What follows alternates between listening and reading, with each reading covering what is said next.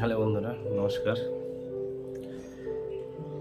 আমি আজকে আপনাদেরকে একটা বিষয় নিয়ে বলতে এলাম, যেটা হচ্ছে মানে ই কমার্সে যারা আপনারা মোটামুটি ট্রেনিং নিয়েছেন বা ট্রেনিং নেবেও ভাবছেন, তাদের জন্যই একটা কথা বলতে আসলাম। সেটা হচ্ছে যে আমরা ই কমার্স না জেনে অনেকে হয়তো ট্রেনিং নিচ্ছি বা অনেকে করছি, কিন্তু মেন যারা নতুন সেলার তাদের জন্য একটা বিষয় হচ্ছে যে চাপের বিষয়। সেটা হলো যে আরটিও এবং কুরিয়ার রিটার্ন। আরটিও হলে তো সেটা পারা যাবেই, কিন্তু কুরিয়ার রিটার্ন এলে তাদের লস 100-100 হবে। আবার কুরিয়ার রিটার্নের সব থেকে মারাত্মক সমস্যা হয় সেটা হচ্ছে যে আপনি মানে কাস্টমার যে রিটার্নটা করে সেখানে দেখা যাচ্ছে যে অনেক ক্ষেত্রেই তারা প্রোডাক্টটাকে এক্সচেঞ্জ করছে, করার পর সেটা রিটার্ন করছে, বা কোনো ব্রোকেন প্রোডাক্ট সেটাকেও আবার রিটার্ন করছে। ঠিক আছে, যখন প্রোডাক্টটা পেয়েছিল তখন সেই প্রোডাক্টটি ভালো পেয়েছিল, কিন্তু দেখা যাচ্ছে যে যখন রিটার্ন করছে তারা সেই প্রোডাক্টটা চেঞ্জ করে নিচ্ছে বা যে কোনো কিছু করছে, করার পর রিটার্ন করছে। তাহলে ধরুন একটা দামি প্রোডাক্ট, সাপোজ 700-800 টাকা দামের প্রোডাক্ট, যেটা তো আপনি সেল করেছেন, হয়তো লিসেনিং করেছেন 1100-1200, ঠিক আছে, সেই প্রোডাক্টটা আপনার পাইকারি বা হোলসেল রেটে হয়তো 700 টাকায় পেয়েছেন। দেখা যাচ্ছে সেই প্রোডাক্টটা যদি চেঞ্জ করে যায়, দেখা যাচ্ছে 10টার মধ্যে মোটামুটি 2টো বা 3টে চেঞ্জ হয়ে যায়, তাহলে কিন্তু আপনার 2100 টাকা, তিনটে হলে 2100 টাকা। সে 2100 টাকা মানে লস। তার মানে আপনাকে একটা প্রোডাক্টে যদি 300 টাকা করে 200 টাকা করে প্রফিট করেন, তাহলে 2100 টাকা তুলতে কটা প্রোডাক্ট আপনাকে সেল করতে হবে। আর সেই প্রোডাক্ট সেল করার মধ্যে যদি আপনার আবার পুনরায় যদি কেউ এক্সচেঞ্জ করে, সেটা কাস্টমার হতে পারে, সেটা ডেলিভারি বয় হতে পারে, ঠিক আছে।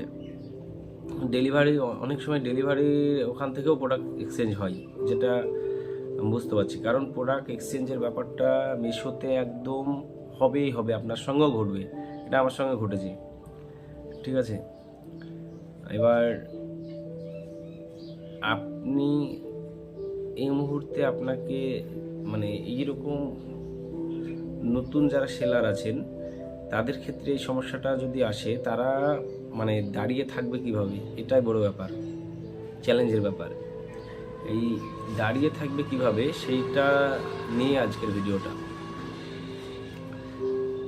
আমি তাদেরকে বলবো যে আপনারা নতুন সেলার যারা হয়তো 10টা বা 15টা প্রোডাক্ট লিসেনিং করেছেন বা 4-5টা ক্যাটাগরিতে, তাদের ক্ষেত্রে আমি বলবো যদি এরকম ফার্স্ট টাইমে এরকম হয়, তাহলে তারা অবশ্যই সেই প্রোডাক্টটিকে আউট অফ স্টক করুন।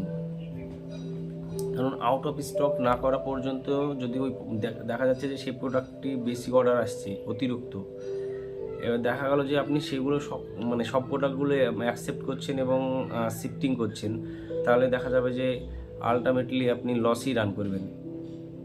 কেন লসে রান করবেন সেটাও আমি বলতে চাইছি। সেটা হচ্ছে যে আমার সঙ্গে যেটা ঘটেছে, আমি আপনার অ্যাকসেপ্ট করিনি এখনও, শিফট অলরেডি করে দিয়েছি অনেকগুলো প্রোডাক্ট। তো যাই হোক, আমি টোটাল বিজনেসটা আছে আপনারা দেখতে পাচ্ছেন কি বলবেন, ঠিক আছে।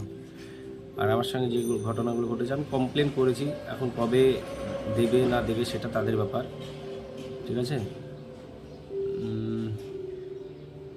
সাপোজ আমি দেখাচ্ছি, যেমন ধরুন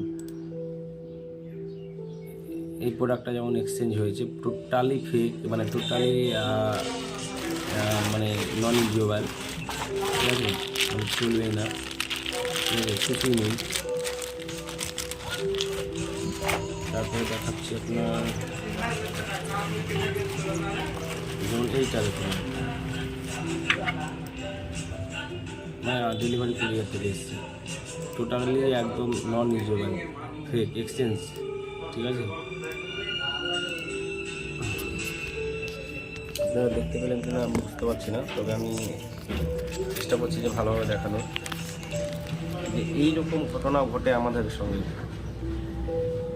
বিশেষ করে মেশোতে সেটা বেশি। তো যাই হোক, আমি ভিডিওটা লম্বা করছি না, আপনারা অবশ্যই সাবস্ক্রাইব করবেন, আরও তথ্য দেবো আমি। এই বিজনেসে কী আছে সেটাও আমি জানাবো আপনাদেরকে। ধন্যবাদ।